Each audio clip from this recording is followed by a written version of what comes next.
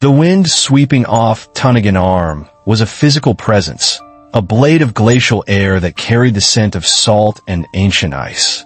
It was sharp enough to make the toughest soul flinch, to force tears from unwilling eyes. But Corporal Maya Hayes, a sentinel of the 3rd U.S. Infantry Regiment, the old guard, did not blink. She stood as a monument of flesh and bone before the Anchorage Convention Center, her polished boots seemingly fused to the frost-kissed granite of the Plaza.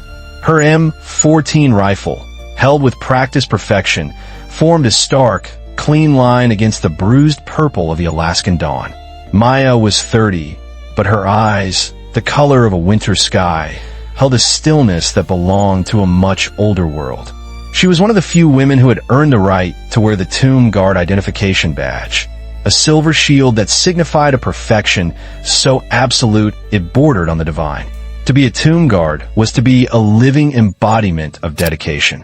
21 steps, a 21-second pause, a turn precise to the millimeter, absolute, unwavering silence. These were the tenets of her duty at the tomb of the unknown soldier in Arlington, a sacred rhythm she had carried with her to this temporary, high-stakes post. She had been chosen for the U.S.-Russia summit as the ultimate symbol of American resolve. But for Maya, this vigil was more than duty. It was a promise. Her gaze, fixed on a point beyond the flurry of diplomatic activity, was focused on a memory, the dusty, sun-scorched earth of Afghanistan. It was there she had lost her mentor and closest friend, Sergeant Isabella Izzy Flores. Izzy, whose laughter could cut through the thickest tension and whose guidance had forged Maya from a determined recruit into a sentinel. Your post is the center of the universe, Hayes, Izzy used to say, her voice a warm rasp against the ever-present hum of generators.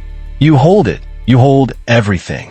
Izzy's name wasn't on any grand monument, but in Maya's heart, every perfectly executed step was a tribute, every silent second a prayer. The plaza around her was a study in controlled chaos. Armored SUVs glided to a halt, their tires crunching softly on the icy stone. Journalists huddled together for warmth, their long lenses like metallic snouts sniffing the air for a story.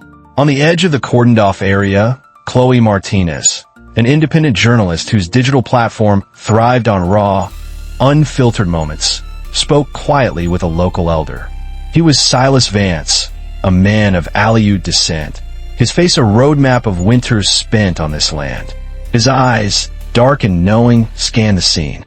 They come with their flags and their speeches, Silas said, his voice low and gravelly, his breath a white plume in the air. But the mountains, he nodded towards the jagged peaks of the Chugach Range, they don't listen. They just watch.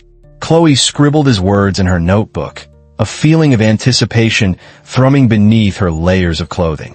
She could sense a story here, something far deeper than the political theater scheduled for the day. Overseeing the honor guard detail was Colonel Evelyn Reed. Her silver-gray hair was cut in a severe, practical style, and her eyes, honed by command posts in both the Pentagon and desert war zones, missed nothing. She watched Maya with a quiet, fierce pride. She knew the weight that rested on the young corporal's shoulders. She had approved Maya for this assignment precisely because she understood that true strength wasn't about aggression, but about an unyielding core.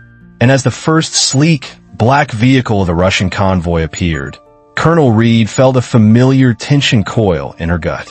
The stillness was about to be tested. The arrival of the Russian delegation was not merely an entrance. It was an occupation of the atmosphere. A fleet of armored sedans, as dark and cold as the Bering Sea, pulled up with a synchronized, military grace. Doors opened in unison, and out stepped Vladimir Putin. He adjusted the cuffs of his impeccably tailored dark suit, his movements economical and precise. His gaze was that of a predator scanning its territory, instinctively assessing weaknesses and points of leverage. It swept past the flags, the cameras, the assembled dignitaries, and then it landed with unnerving focus on Corporal Maya Hayes. To the Russian media team, scrambling to capture a powerful image of their leader against the backdrop of the American flag-draped convention center, Maya was a problem. She was a perfectly uniformed, unmoving disruption in their carefully composed shot. Putin paused halfway across the plaza. He tilted his head slightly, a gesture of mild curiosity that did little to mask the steel beneath. "Why is she standing there?" he asked in clear English, his voice low but carrying an authority that cut through the wind. An aide, a thin man with a perpetually anxious expression, scurried to his side and murmured a hurried explanation in Russian about the nature of an honor guard. Putin's lips formed a thin, dismissive line. It was not a smile. "Get her out of the shot," he said, his voice louder now, waving a hand in Maya's direction as if she were a misplaced piece of furniture.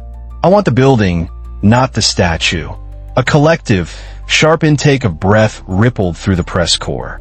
American diplomats exchanged uneasy glances. Chloe Martinez instinctively raised her camera, her heart beginning to hammer against her ribs. This was it. This was the moment that transcended the scripted photo ops. One of Putin's security agents, a man built like a Siberian bear with a shaved head and a pale scar that bisected his left eyebrow, moved forward. His heavy boots clicked with menacing purpose on the stone as he approached the velvet rope that delineated Maya's sacred post. He stopped just short of it, his sheer size creating a stark visual contrast with Maya's disciplined, lean frame. "Soldier," he said, his English thick and guttural. "Step aside. We need this space." Maya did not move. Her eyes remained locked on the horizon. Her body, a pillar of unwavering discipline, gave no indication she had even heard him. The air grew thick with tension. The guard hesitated, a flicker of uncertainty in his eyes. He glanced back at his president, who responded with a subtle, impatient lift of an eyebrow. Defiance, however passive, was clearly not a language he was accustomed to. The plaza fell silent. The only sounds were the frantic, near-silent clicks of camera shutters and the lonely cry of a distant gull. Just as the Russian guard's hand twitched towards the velvet rope, a new presence made itself known. Colonel Evelyn Reed moved from the edge of the plaza, her steps measured and resonant with authority. She didn't hurry, yet she covered the ground with a speed that seemed to bend the space around her. She positioned herself directly between the formidable Russian agent and her sentinel. "Sir," she said, her voice calm but as hard and unyielding as the frozen ground beneath their feet. "This is a restricted U.S. military honor post. The sentinel does not move, and you will not cross this line." The guard froze, his hand hovering in midair. He looked from Colonel Reed's unblinking gaze back to Putin, who was now watching the unfolding drama with an expression of irritated amusement. This was no longer a logistical issue. It was a challenge. "Is this your American hospitality?" Putin called out, his voice laced with sarcasm as he strode forward, deliberately breaching the invisible line of protocol that dignitaries instinctively respect. He stopped just feet from the rope, his security detail fanning out nervously behind him. A soldier who cannot take 2 steps to the side for a simple photograph. Colonel Reed stood her ground. "This soldier represents every American who has fallen in service to our nation," she replied, her voice ringing with conviction in the cold air. "Her post is not a location. It is a testament, and it is sacred." A tense silence descended. Every camera, every pair of eyes was locked on the standoff. From the crowd, a junior American diplomat muttered to a colleague, "This is a test. He's testing our resolve over a single soldier." He wasn't wrong. Putin ignored the colonel, his focus narrowing entirely on Maya. He leaned forward, his eyes, like chips of ice, attempting to bore through her composure. "What is your name, soldier?" he asked, his tone deceptively soft, a velvet glove over a mailed fist. Maya's jaw remained set. Her breathing was even, her posture perfect. The silence was her answer. Inside her mind, however, a voice echoed, Izzy's voice from a training session years ago. "They'll try to get in your head, Hayes. They'll use your name, your family, anything to make you feel like an individual. But you're not. You're a sentinel. You belong to the unknowns. You have no name but theirs." Putin's eyes hardened. "You do not speak? Or do you believe I am not worthy of your time?" Still nothing. The wind whipped a strand of her auburn hair from beneath her cap, but she gave no sign she noticed. The Russian president straightened up, a flicker of something akin to grudging respect warring with his obvious frustration. He turned to his security chief. "Fine, get the shot from another angle. But be quick about it." The immediate crisis seemed to have been averted, but the tension remained, a high-frequency hum in the air. Putin did not walk away. He remained by the rope, studying Maya with an intensity that was both analytical and predatory. He was a man trying to solve a puzzle, to understand the source of this immovable strength. The plaza felt like a stage, and Maya, in her profound stillness, was its unshakable anchor. As the Russian camera crew hastily repositioned themselves, trying to frame their president without the unmoving Sentinel in the background, Colonel Reed took a deliberate step forward. The moment was unprecedented, a deviation from a protocol as rigid as iron, but she knew it was necessary. The world was watching, and the world needed to understand. "Corporal Hayes," she said, her voice formal, yet carrying a current of profound trust that was unmistakable. "You have my authorization to speak." The quiet gasp from the assembled soldiers and diplomats was audible. A tomb guard, on post, given leave to speak? It was unheard of. Slowly, with a control that was mesmerizing to watch, Maya Hayes turned her head. It was not a full turn, just a slight, precise inclination, enough to bring her clear, steady gaze to meet Vladimir Putin's. The silence on the plaza became absolute. The wind itself seemed to hold its breath. When her voice came, it was not loud, but resonated with a power that seemed to emanate from the very stone she stood upon. Each word was carved from a bedrock of conviction. "This post honors the fallen, sir," she said, her voice low and even, free of any tremor of fear or defiance. "It does not move for a photograph." The words struck the crowd like a physical force. It wasn't an insult. It wasn't a challenge. It was a simple, irrefutable statement of fact, a declaration of a higher purpose. Chloe Martinez felt a shiver run down her spine as she captured the moment, her lens tight on Maya's face, then on Putin's. This was history. She was already uploading the clip, her fingers trembling slightly as she typed the caption. "U.S. Tomb Guard stands her ground against Putin." Her words will give you chills. Putin's expression was a fascinating study. The irritation vanished, replaced by a flicker of genuine surprise, which then morphed into a deep, calculating reassessment. He was looking at her not as a soldier, not as a woman, but as a symbol of something he understood perhaps better than anyone: unwavering, absolute resolve. Then, he did something no one could have predicted. Slowly, deliberately, Vladimir Putin raised his right hand to his temple. It was not a perfect parade ground salute. It was short, crisp, and utterly unmistakable. A gesture of respect from one wielder of power to another. A wave of stunned murmurs swept through the plaza. Reporters lowered their cameras in disbelief. Diplomats stared, mouths agape. Colonel Reed's jaw tightened, but a flicker of immense pride shone in her eyes. The Russian security team looked on, utterly bewildered, their training having no protocol for this. Without another word, Putin dropped his hand, turned on his heel, and strode purposefully toward the entrance of the convention center, his entourage scrambling to fall in line behind him. The cameras followed, but the story, the real story, remained on the plaza with the Sentinel who had not yielded. Maya Hayes, her duty done, turned her head back to its original position, her eyes once more fixed on the distant, unseen horizon. The summit proceeded, a carefully orchestrated ballet of handshakes and translated speeches, but the soul of the event had been decided on the frozen plaza outside. Inside, deals would be discussed, but the image seared into the global consciousness was of the lone Sentinel. Chloe Martinez's phone was melting down. Her video had exploded, not just going viral, but becoming a digital wildfire. The comments poured in from every corner of the globe. This is what honor looks like. A true American hero. She speaks for the silent. At 1,400 hours, precisely on schedule, Maya's relief arrived. The two Sentinels performed the changing of the guard with a flawless, mirrored precision that was its own form of poetry. as Maya marched off the plaza, her boots echoing with the same steady rhythm. She allowed no sign of the morning's extraordinary events to break her composure. In the stark, utilitarian guardroom, the silence was a welcome balm. She began the meticulous process of removing her ceremonial uniform. The pristine white gloves were first, folded with a reverence usually reserved for a sacred text. The mirror-shine boots came next, placed neatly beside her locker. From within, she retrieved a small, worn metal case. She opened it. Inside lay a single, faded dog tag, Izzy's.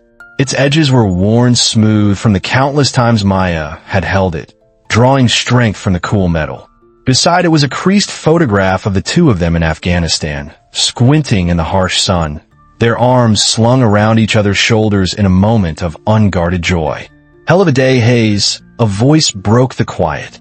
Corporal Marcus Tate, a younger Sentinel, leaned against the lockers, a look of awe on his face. "You actually spoke. To him. On post. I don't think anyone in the old guard has done that. Ever." A ghost of a smile touched Maya's lips, though it didn't quite reach her eyes. "I was authorized," she said, her voice dry. Marcus chuckled, shaking his head. "Authorized or not, you stood for all of us out there. For the tomb." She gave a slight nod, a silent acknowledgement. She was known in the barracks as the quiet one, the one who carried the weight of her duty so deeply it had become part of her very bones. As she changed into civilian clothes, a simple jacket and jeans, her posture remained that of a sentinel, shoulders back, chin high. As she was about to leave, a young lieutenant appeared at the door, holding a sealed envelope. "From Colonel Reed," he said, his voice hushed with respect. Maya took it, waiting until she was alone to open it. The note inside was on the colonel's personal stationery. There was no formal address or signature, just 5 words in Reed's sharp, deliberate handwriting. "You stood for us all." She carefully folded the note and placed it in the metal case next to Izzy's dog tag and the photograph. Some honors were not meant for display. They were meant to be carried. Stepping outside, she breathed in the cold Anchorage air. The summit would dominate the news cycle for days. But for Maya, the moment was already settling into the past, becoming another memory to carry, another promise kept. The next morning, Maya was back at her post. The plaza was calmer, the initial media frenzy having moved indoors to follow the diplomatic negotiations. But a quiet reverence now hung in the air. Reporters who remained would occasionally aim their cameras at her, not in a hunt for action, but as if documenting a landmark. Chloe Martinez stood with Silas Vance near the edge of the plaza once more, watching the solitary figure. Her story had been picked up by every major news network, and the name Maya Hayes was now synonymous with quiet courage. "She is still there," Chloe said, a note of wonder in her voice. Silas nodded, his ancient eyes fixed on Maya. "Some people are like the Kenai Mountains," he said, his voice a low rumble. "They don't budge, no matter who comes calling. They remind the rest of us where the ground is." Inside the convention center, the talks continued. Putin never publicly mentioned the incident, but a well-placed source later told a journalist that the Russian president had made a private inquiry to a member of the American delegation. He didn't ask about military strength or policy. He asked about the sentinels of the tomb of the unknown soldier, their selection, their training, their purpose. He was, the source said, fascinated by the concept of a discipline so pure it was unbreakable. The summit would eventually conclude with a series of blandly worded agreements. Headlines would be written, and political analysts would debate the outcomes for weeks. But for everyone who was there, and for the millions who watched a shaky cell phone video, the defining moment was not a handshake between presidents. It was the unwavering stance of a single soldier who refused to move. It was the clear, quiet voice that reminded a world of compromise and convenience that some things are absolute, some duties are sacred, and some ground must never, ever be given. What Corporal Maya Hayes did that day will be remembered long after the summit's agreements are forgotten. She held her ground, not just for herself, but for all the silent heroes she represents. If you believe that honor and respect are timeless values, comment respect below. And if this story moved you, Please share it so that her courage can inspire others. Don't forget to subscribe for more stories of everyday heroes who remind us what truly matters.